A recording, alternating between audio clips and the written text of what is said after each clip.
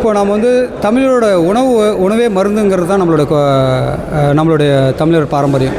அப்படி இருக்கும்போது இந்த உணவை வந்து பருகி யாரும் வந்து தனிப்பட்ட பாதிப்பை ஏற்படுத்தலை. இப்போ கடந்த சந்திப்பில் சகோதரி சொன்னது என்னென்னா, தாய்ப்பால் சுரந்த கல் அருந்தியதால் தாய்ப்பால் சுரந்தது, இது எனக்கு வந்து ஒரு உந்துதலாக இருக்குது அப்படின்னு சொல்லி அவங்க சொன்னும்போது வந்து இது ஒரு உணர்ச்சிகரமான ஒரு விஷயந்தான். எப்படின்னு கேட்டோம்னா, வேறு எந்த மருந்து சாப்பிட்டு நம்ம வந்து ஒரு தாய்ப்பால் சுரக்கிறது வந்து ஒரு எளிதான ஒரு விஷயம் கிடையாது. அப்படி இருக்கும்போது கல் சாப்பிட்டு பால் சுரந்தது என்பதை நம்ம வந்து தமிழர் உணவு என்பது பெருமையும் இது நம்ம வாழ்கிறோங்கிறது வந்து இதனாலும் ஒரு அடையாளமாக இருக்குது நான் கருதுகிறேன்.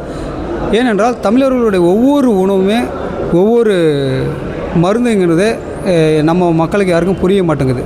நான் வந்து பண்டைய காலம் கலாச்சாரம் எதுவுமே கிடையாது. நம்ம உணவை சாப்பிட்டுட்டு இருக்காங்க, அவங்க கொண்டு வந்து விட்டுட்டு போன உணவை சாப்பிட்டுட்டு இருக்கோம். என்னென்னு கேட்டோம்னா, நம்மளோட உணவு எல்லாமே நேரடியாக நம்ம எடுத்து உள்கொள்கிறோம்.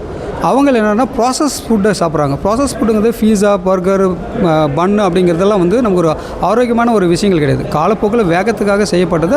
அவங்களோட கால சூழல் அதுக்கு தகுந்த மாதிரி எடுத்துக்கிறாங்க. நம்மளோட கால சூழல் அந்த மாதிரி கிடையாது. நம்மளோட சூழல் வந்து எல்லாத்துக்கும் தகவமைப்பு வருது. அங்கே வந்து 6 மாதம் வந்து வெயிலாக இருக்கும், 6 மாதம் வந்து அடர்ந்த குளிராக இருக்கும். ஆனால் நம்மளோட சூழல் வந்து அனைத்து கால சூழலிலும் ஏற்ற மாதிரி நம்மளுடைய சூழல், நம்மளுடைய தமிழர் சூழல் இருக்கும். நம்ம அந்த சூழலுக்கு ஏற்ற பொருளும், அந்த சூழலுக்கு ஏற்ற உடையும், அந்த சூழலுக்கு ஏற்ற தன்மையும் தான் நமக்கு கிடைக்கும். ஆகச்சிறந்த உணவுகள் இருக்கும்போது அதை விட்டு நம்ம மற்ற உணவுகளை நம்ம எடுக்கணுங்கிறது தான் என்னோடய கேள்வியை தவிர, இப்போது நான் வந்து ஒரு தனிப்பட்ட ஒரு முதுகலை மேலாண்மை படித்து விட்டு நான் ஒரு தனியார் நிறுவனத்துலேயும் ஒரு வங்கியிலையும் வேலை செஞ்சுட்டு இப்போ தனிப்பட்ட முறையில் என்னோடய தொழில் வந்து விவசாயம். நாங்கள் விவசாயத்தை பண்ணலமாக விட்டுட்டு இன்றைக்கி விவசாயம் பண்ணுறோம், மரபு அரிசிகளை பண்ணுறோம், சிறுதானியங்களை பண்ணுறோம். ஒரு உதாரணத்துக்கு நான் ஒரு கேள்வி கேட்குறேன். என்னென்னா, இப்போ ஒரு 10 வருஷம் ஒரு 5 வருஷத்துக்கு முன்னாடி நீங்கள் ஒரு ஹார்லிக்ஸ் எடுத்தீங்கன்னு வச்சுக்கேன். ஹார்லிக்ஸ் வந்து கோதுமை மட்டும்தான் காமிச்சிருப்பாங்க. அதுக்கப்புறம் நம்மளோட ஜல்லிக்கட்டுக்கு அப்புறம் நீங்கள் வந்து அந்த ஹார்லிக்ஸ் பேக் எடுத்து பார்த்தீங்கன்னா அதில் வந்து சிறுதானியங்களே காமிச்சிருப்பாங்க. சிறுதானியங்கள் எந்த அளவு போடுறாங்கன்னு தெரியாது.